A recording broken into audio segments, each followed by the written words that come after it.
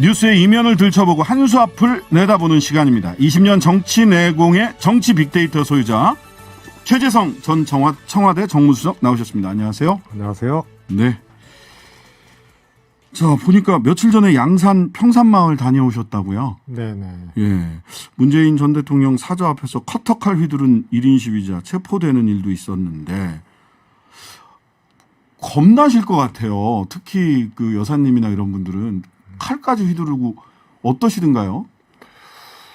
실제로 특히 여사님 그 상황이 상당히 좀 안 좋습니다.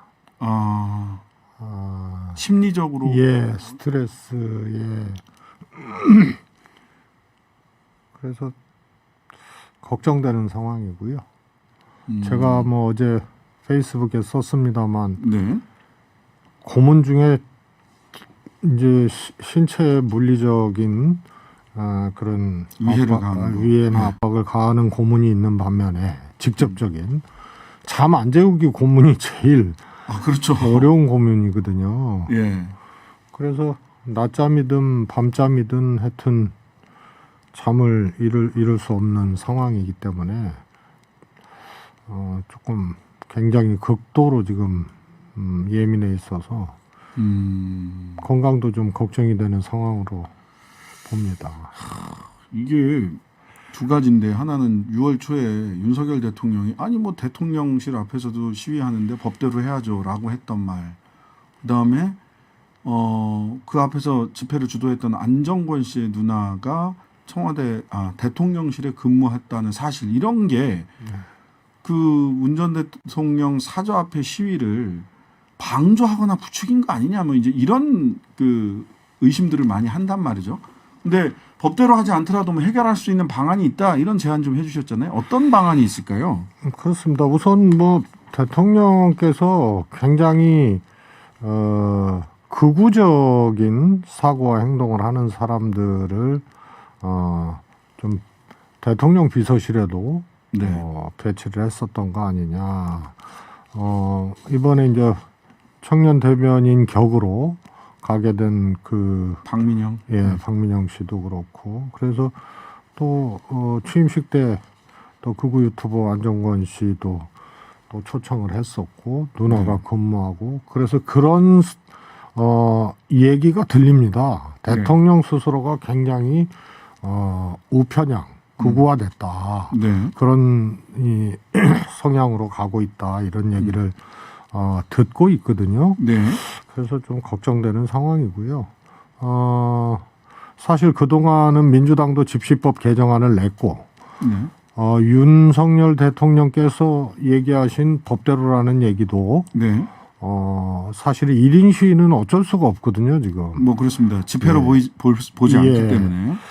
그런데 두 가지인데 하나는 그 1인들이 그 앞에 모여서 사실상의 집단적 집회가 돼버렸어요. 네. 그러면 이거 어떻게 해석할 거냐 이런 문제가 있고 거기서 빈번한 폭력 사태, 뭐 기물 파손, 뭐 이런 등등이 이루어지고 있기 때문에 이제 이런 거에 대한 해석이 있는 거고 네. 하나는 집시법 관점에서 보지 않더라도 현재 이제 경호법이나 대통령령으로 할 수 있거든요. 네. 우선 커터칼 사건이 일어났고 그 다음에 저 확성기를 통한 뭐 소위 말해서 살해, 위협. 위협을 협박. 해야 된다, 하겠다, 뭐 이런 거, 뭐 욕설은 유가 아니고요. 거기에 또 여러 표식물들이 있잖아요. 현수막이라든가 피켓이나 이런데 네. 그런 의사를 분명히 했고 칠성판까지 갖다 놨거든요. 칠성판이요? 예. 그래서 그 다음에 이제 저승사자 이 복장과 분장까지 했습니다. 네. 그걸 그냥 연일 그렇게 확성기를 통해서 그런 사람들이 해대니 이 자체가 안전을 위해 하는 거 아니냐. 이렇게 해석하면은 그거는 경호구역을 확대하고 네. 또 관련 규정에 보면은 그게 나와 있습니다. 경호 목적상 불가피하게 네. 충분한 사정이 있을 때만 네. 출입 통제나 이런 이제 안전 조치들을 할 수 있다. 그래서 경호구역이 지금 바로 그 대통령 사저 앞에 그 도로 앞까지만 돼 있거든요. 1차선 도로. 네네. 그래서 그걸 좀 넓히고 출입을 통제하면 현재 규정으로도 충분히 그것을 방지할 수 있는데 그래서 제가 어제 윤 대통령께 보내는 글로 페이북에 올렸습니다. 네. 그 경호구역만 확대해도 많은 부분이 해결될 수 있다. 경호구역 확대 및 그 안전에 위해가 위해적 되는 요소가 사항을 있다는 해석을 그게 좀 사실은 제한적 규정이거든요. 네. 그런 경우에만 출입 네네. 통제나 검문 뭐 네네. 이런 걸 할 할 수 수 있다는데 있으니까. 예. 그런 경우입니다 지금. 예, 그렇게 조금 지금 현행 규정을 활용해서도 충분히 막을 수 있다라고 하는 말씀 주셨습니다. 그렇습니다. 대명천지에 예. 사실상 불법이 일어나는데 네. 경호와 관련 법과 규정이 있음에도 불구하고 1인 시위에 관련된 그 법률적 틈새 이것 때문에 아무것도 할 수 없다라고 얘기하는 거는 불법이 일어나고 있거든요. 네. 그래서 이거는 대통령의 의지로 충분히 현행법으로도 할 수 있다고 봅니다. 예, 대통령의 의지의 문제다라고 정리해 주셨습니다. 자, 100일 기자회견 한번 짚어봐야 될 것 같습니다. 먼저 총평을 좀 해주시죠. 윤석열 대통령께 제가 어제 그 평산마을 관련돼서 지금 말씀드린 대로 호소문을 올렸는데 네. 또 이거 100일 기자회견 평가를 하려니까 또 참 거시기하네요. 자, 이렇게 커터칼로 탁 전후좌우를 잘라서 호소는 호소, 평가는 평가 한번 잘라보겠습니다. 우선 이건 것 같아요. 모두가 가야 될 길이 있는데 마이웨이를 선언한 날 같아요. 그다음에 국민들은 야 그렇게 하면 안 돼 라고 얘기를 하는데 100일 동안 잘했습니다 이렇게 얘기를 해서 동문서답 동상이몽을 한 것 같습니다. 동상이몽 동문서답. 네. 서답을. 그러고 인적쇄신이나 뭐 이런 것에 대한 거라든가 뭐 이런 것에 대해서는 의사 없음으로 그렇게 말씀을 하셨기 때문에 네. 이것도 일말의 가능성도 소위 말해서 셔터문을 내려버린 거거든요. 일말의 가능성도 닫아버렸다. 예. 왜냐하면 말씀드렸다시피 대통령으로부터 나온 문제이기 때문에 비서실 인적계 혁신을 한다고 한들 본원적인 문제가 해결되는 건 아니지만 그래도 해야 된다. 네. 더더군다나 수해 뭐 이런 등등의 과정에서 모든 파트가 다 실책을 했고 잘못을 네. 했거든요. 그래서 문책성으로라도 이건 해야 되는데 네. 그것도 문을 닫았습니다. 그래서 귀 닫고 살았다. 이것이 입증된 날이고 동문서답 동상이몽을 했다. 네. 그리고 최종적으로는 마이웨이를 선언한 선언한 날이다. 이렇게 봅니다. 대통령이 마이웨이를 제대로 하려면은 지금 한동훈 법무장관, 이현석 검찰총장 등등해서 뭔가 제대로 사정을 하고 싶은데 지지율 신경 쓰느라고 제대로 사정을 못해서 최근에 그 범여권 쪽 분들이 지지율 하락에 이철규 윤핵관이라고 하는 이철규 의원을 비롯해서 뭐 신평 변호사 뭐 등등등 많은 분들이 전 정권 적폐 수사를 제대로 안 해서 지지율이 떨어졌다라고 하는 평가를 많이 해요. 그런 평가를 많이 들어서 그런 것인지 어제 대통령은 전임 문재인 정부 시절 추진했던 소득주도 성장, 뭐 탈원전 정책, 징벌적 부동산 세제 이런 거 전부 다 폐지하고 상식을 회복했다 이렇게 평가를 하더라고요. 전 정권 청와대에 계시면서 이 말씀 듣기 상당히 불편하지 않으셨을까 싶은데. 사실은 유호 기자 함정인데요. 네. 전 정권에 대한 부정, 그것도 하여튼 문재인 대통령이나 문재인 정부의 정책 아니면 된다. 애니심 밭 문이거든요. 근데 그러면은 뭔가 될 것 같은. 네. 실제로 조선일보의 이 사설에도 나왔거든요. 이 전 정권 수사 제대로 하는 것이 예. 전 정권 적폐라 그랬나요? 뭐 하여튼 그것이 지지율을 회복하는 길이다. 예. 이렇게 생각들을 하고 있어요. 김대중 칼럼 그렇게 나왔습니다. 그래서 그건 유호 기자 함정이거든요. 예. 그래서 그건 야당이 아니잖아요. 집권했잖아요.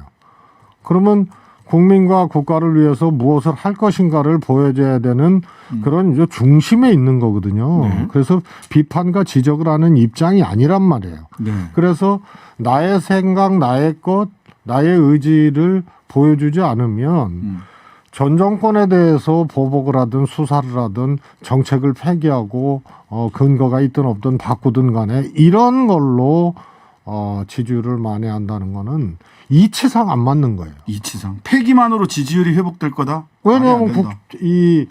비판을 하고 지적해야 될 야당의 위치가 아니고 국정 운영을 해야 될 중심에 대통령이 있는 거거든요. 네. 그래서 소위 말해서 수사와 보복, 전 정권의 부인으로 지지율이 회복될 수 있는 것은 그거는 이치에 닿지 않는 거예요. 좀 많은 뭐 한 20몇 가지 이야기를 아젠다를 이야기를 했는데 그 중에서 빠진 쟁점 오늘 같은 경우는 지역균형 발전이 빠졌다라고 기자가 직접 묻기도 했단 말이죠. 대통령 100일 기자회견에서 야 이걸 빠뜨려? 싶은 그런 이슈가 뭐가 있었을까요?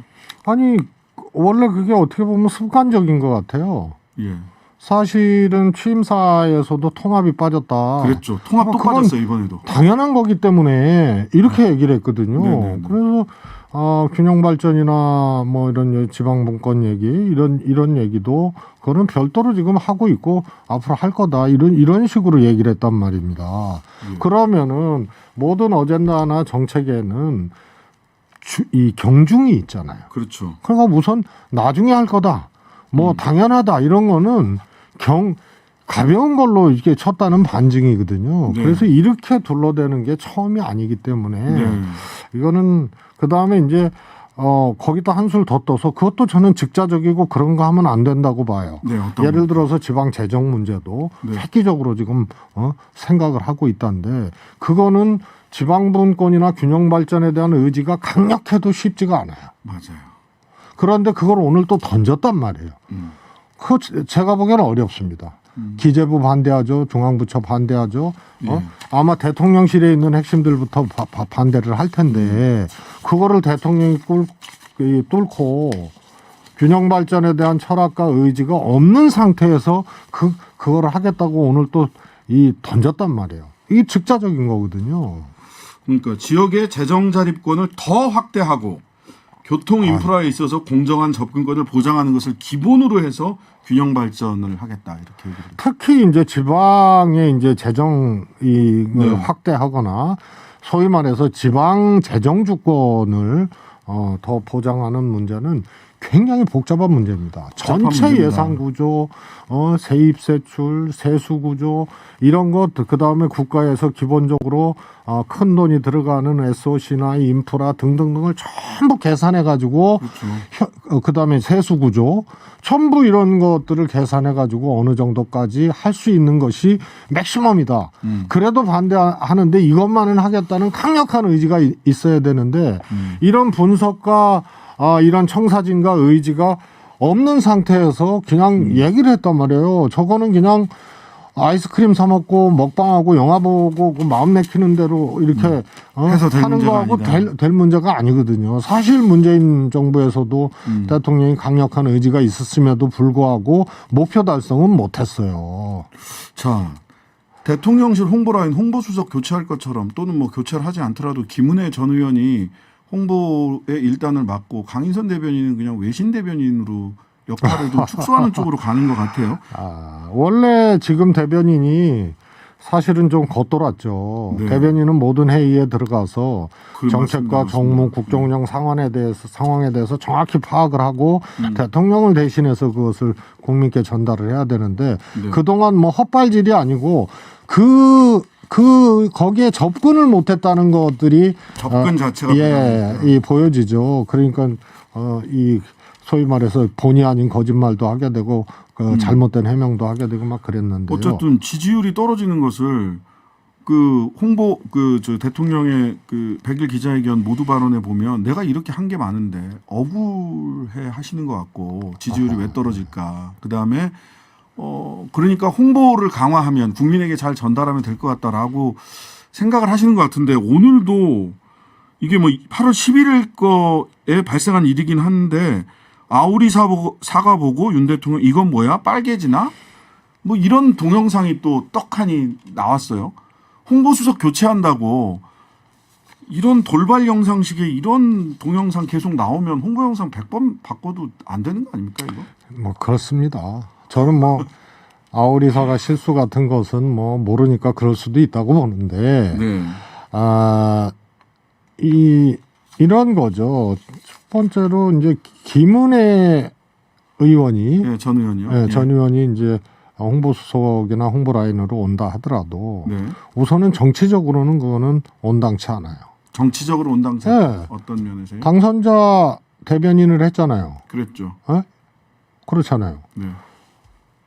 인수위 대변인하고 네. 그런데 임기도 그 인수위 기간도 채우지 못하고 소위 말해서 자객으로 유승민 잡겠다고 내보낸 거 아니에요. 네. 당내 경선으로. 네, 네. 그래서 후보가 됐어요. 국민의힘. 네, 네. 떨어졌어요. 네. 그리고 다시 지금 돌아오는 홍보 거죠. 라인으로 온다는 게 이게 정치적으로 온당한 거냐. 그게 하나 지적하고 싶은 문제고요. 예, 그 다음에 첫 번째. 대통령으로부터 시작된 문제고 지지도 하락이거든요. 네. 이 본원적 문제를 해결하지 않고 과연 홍보 라인을 교체한다고 될 수 있겠느냐. 네. 그 다음에 더 복잡하게는 정책이나 정무적 사안까지 가지 않다 하더라도 네. 근본적으로 대통령 부부의 문제로부터 시작됐기 때문에 어려운데 이게 정무 정책에 지금 시스템조차 제대로 안 돼 있는 네. 이런 상황에서 기능이나 한 사람의 개인기로 이런 문제를 해결할 수 있겠느냐. 이 점을 지적을 하고 싶고요. 마지막으로 이거는 정권 말기에 나타나는 현상이거든요. 네. 야, 왜 이렇게 홍보가 안 돼? 우린 열심히 했는데. 그런데 100일도 되기 전에 홍보의 문제로 이렇게 인식을 하고 이쪽을 만지는 문제는 처음 있는 일이자 사실은 본질하고 조금 벗어난 그런 것이라고 봅니다. 자, 마지막으로 이준석 국민의힘 전 대표. 일단 예측. 이번 주에는 안 나올 것 같은데요. 기각입니까? 인용입니까? 비대위 이대로 갈 수 있을까요? 사법부에서?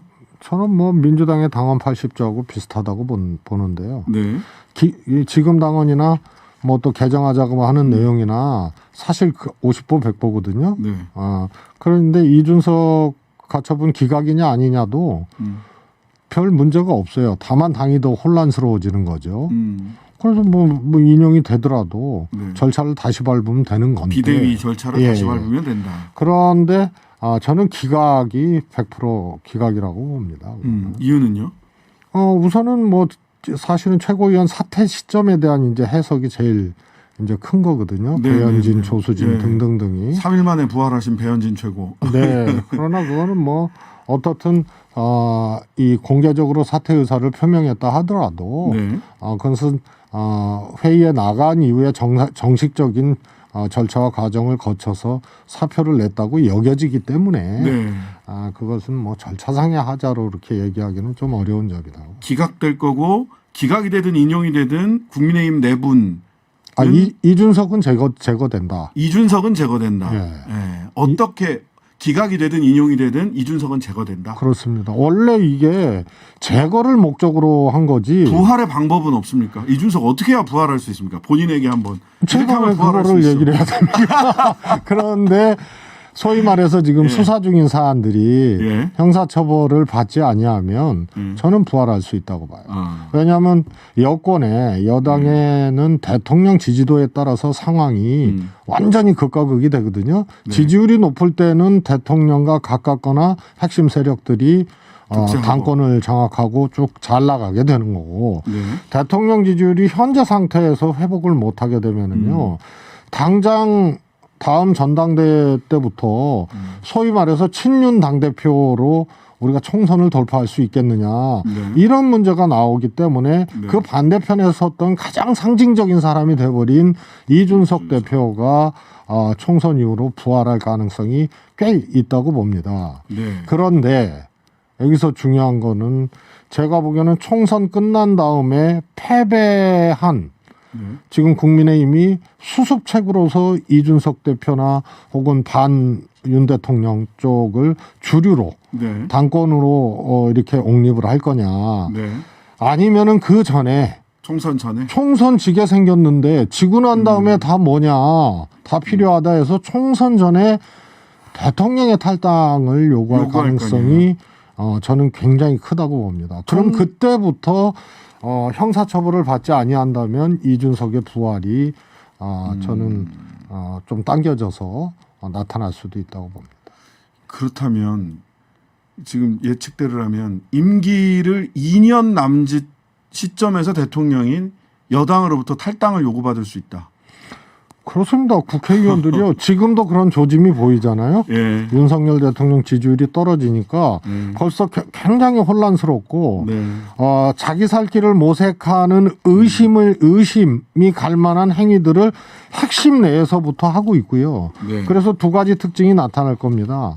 하나는 한동안 없었던 문재인 정부에서는 없었던 부정과 부패 이런 것에 대한 이제 구체적인 어떤 사건들이 나타날 가능성이 크고요. 네. 하나는 국민의힘 내부뿐만이 아니고 대통령실까지 권력 투쟁이 사실 이미 시작됐다고 보고요. 국민의힘 내부는 그 권력 투쟁의 내용이 대통령 지지율이 낮으니까 우리가 동지로서 이걸 돌파하고 끝까지 가야 되느냐 이건 아니거든요. 네네. 그래서 사회국리 차원에서 의심스러운 수들을 지금 놓고 있다. 그게 제 눈에는 보여요. 네.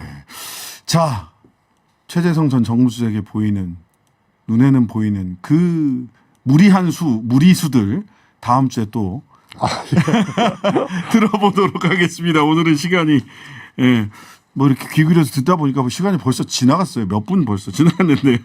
오늘 말씀 여기서 마무리하겠습니다. 지금까지 최재성 전 청와대 정무수석이었습니다. 감사합니다. 감사합니다.